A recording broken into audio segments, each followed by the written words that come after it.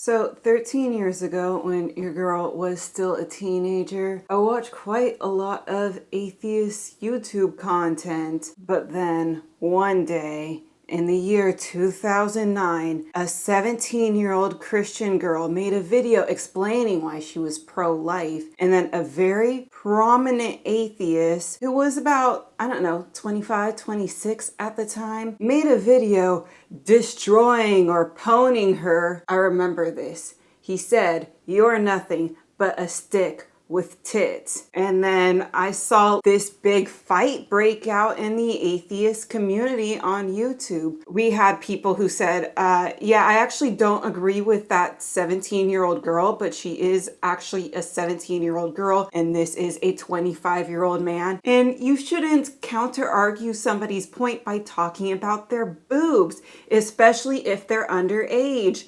That's so creepy. If you disagree with somebody, disagree with the points that they're making without making personal attacks.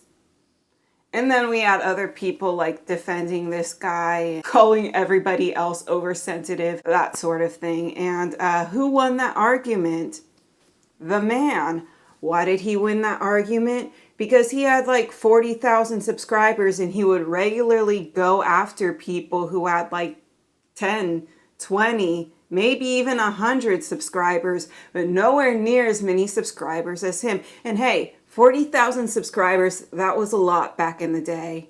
You were like YouTube famous if you had 40,000 subscribers in 2009, okay? But anyway, this is like when I learned that the atheist community, as much as they talk about how much they value rational debate, it can just devolve into a food fight. And it can be just about humiliating the other person who happens to have a different opinion than you publicly for the entertainment of thousands of people. And I really hated it. And so I didn't really follow along when the atheist community became like the anti-SJW community. And there was that whole anti-SJW cringe video era. And the guy that I mentioned, the one who called the 17-year-old girl a stick with tit, continued to make very aggressive content like that. And again, not only was there an age gap in the people that he would argue with on the internet, but there was also like a really big subscriber gap. So yeah, that's just something that I didn't really like about cringe content or like,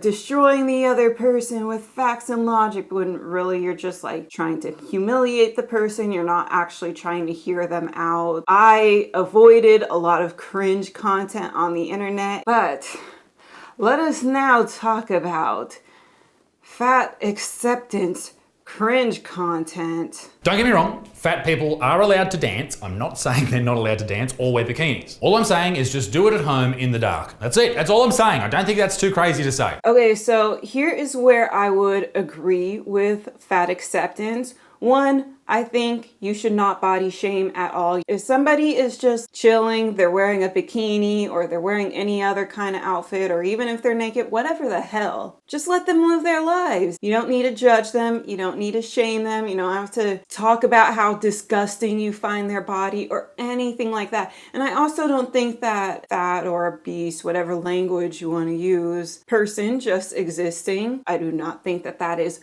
automatically the same thing as glorifying obesity. I do also agree with fat acceptance in that if you go to the doctor and you happen to be fat, they shouldn't just take one glance at you, tell you to lose weight, and then move on. Of course, I do think that doctors should be thorough in diagnosing you. I do also agree that diet culture can be a very big issue. You have good intentions in trying to lose weight. You really want to make positive changes for your health. And then you can get sucked into all of these fad diets. And there's just a lot of companies out there selling some snake oil BS, trying to make money off of you, trying to make money off of your insecurities. Or there's like the kind of fake healthy food.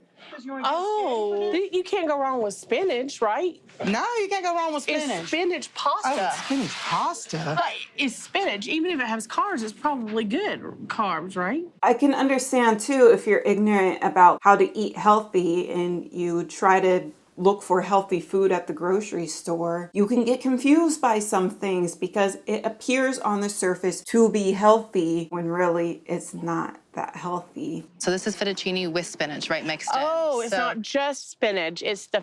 Correct. That's okay, but I always look at the ingredients, and you'll see here it says dehydrated powdered spinach, 1.9%. Holy crap, that's only got 1.9? It's yes, exactly. So this was not the best choice. They know that people want to eat healthy, so they give you the illusion that you're eating healthy. In the meantime, you're packing on the pounds and not realizing it. So I do agree that losing weight is hard and it's very easy to go about it the wrong way, you know? And of course, I do also acknowledge that food deserts are a problem. I do have personal experience with that. I do have a lot of sympathy for people who have been bullied their whole lives and who have wanted to lose weight, and then they find the fat acceptance movement and they feel like finally they can live their best life now. They don't have to wait until after they lose weight, which has proved to be impossible or very difficult for them. They can just live their best life now, and they can be in a community where people will love them and support them, which might not be what they got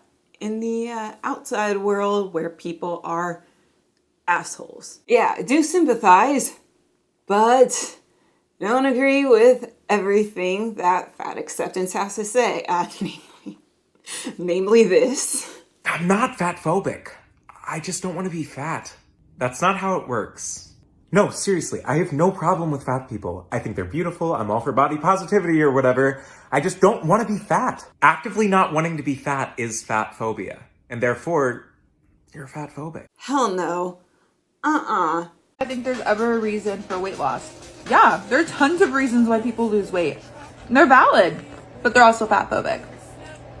I do not think that it is okay to guilt or shame people who are trying to lose weight. And I just mentioned before how I sympathize with like people who they have always been overweight their whole lives and they don't even know how to safely lose weight. It's been impossible. And I sympathize with those people. The thin allies, the ones who do not have to live with the consequences of being obese, are over here saying, oh, you shouldn't try to lose weight. That would make you fat phobic. That will mean that you're upholding an oppressive system. I'm like, well, whoa, wait. If you're not going to the gym for health, you're not using any actual real measures for physical fitness beyond the scale, then it's not for health.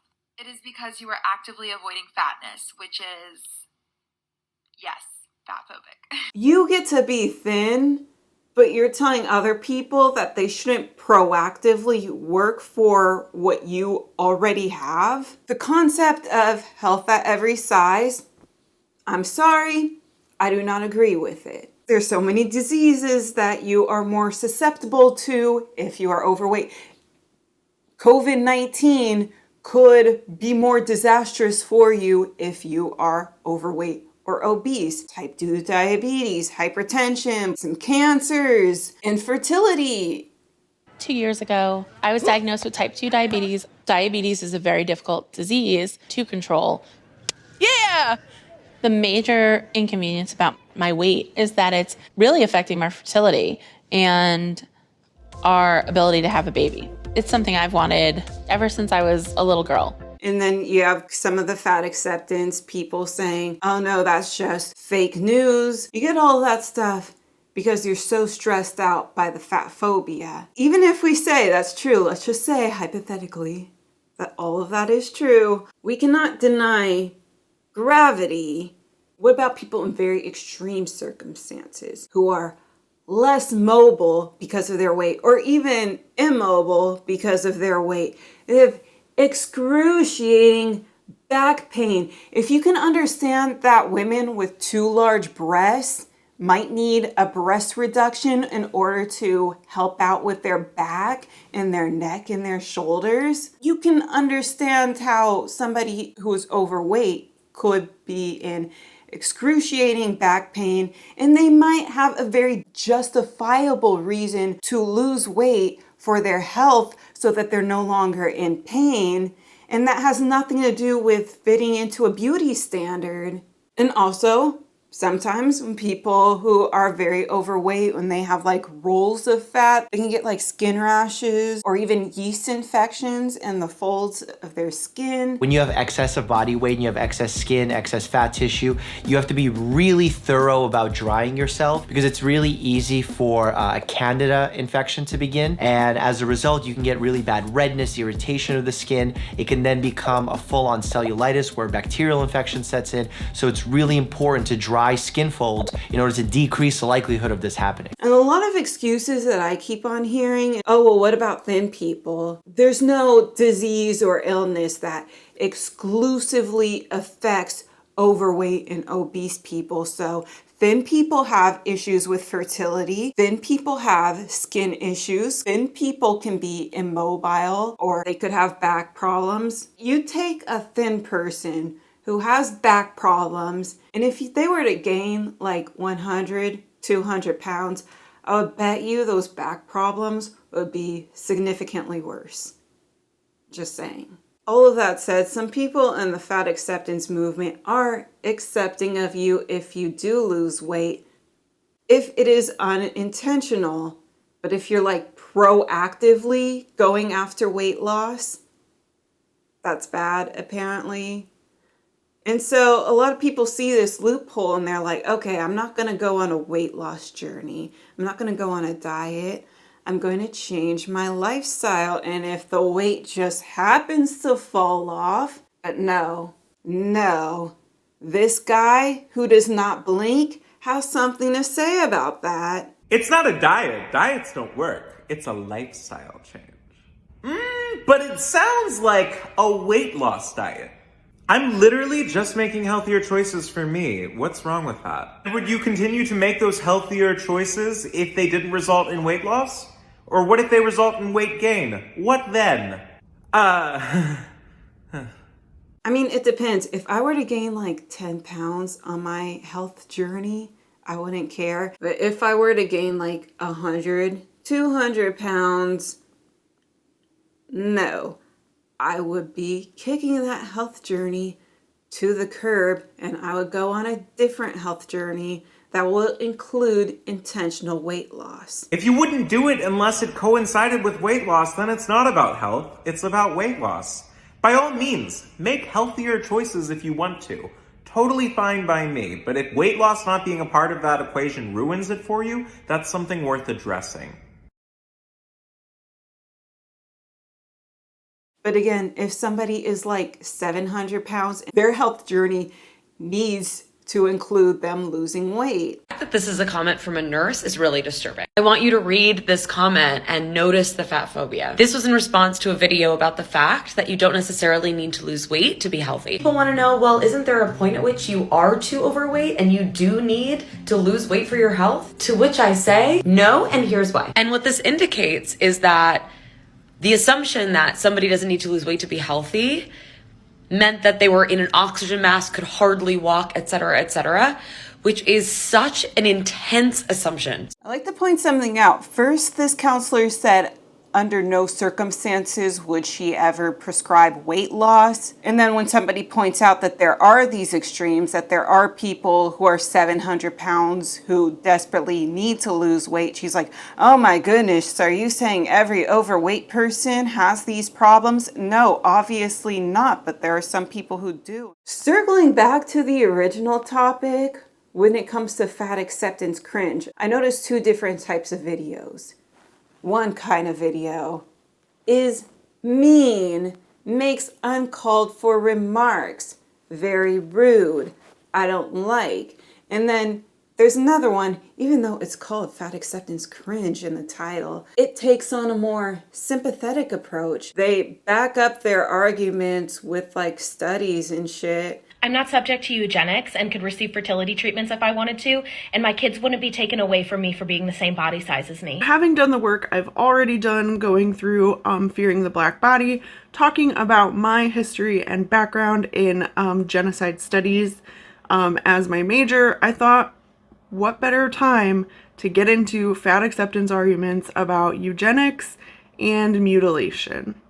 I'm guessing that they're called cringe videos because they're still marketable on YouTube. But unfortunately, one of my favorite cringe channels was attacked by the fat activists who copyright claims their videos.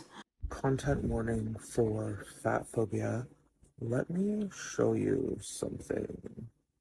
Imagine living in a thin body and not understanding anything about what fat phobia or medical fat phobia is or means, and then dedicating your entire life to literally harassing, ridiculing a fat, disabled, transgender, queer creator. This individual is FatSapphicBro. I have a lot of interesting opinions. Before and after weight loss pictures and videos are inherently fatphobic.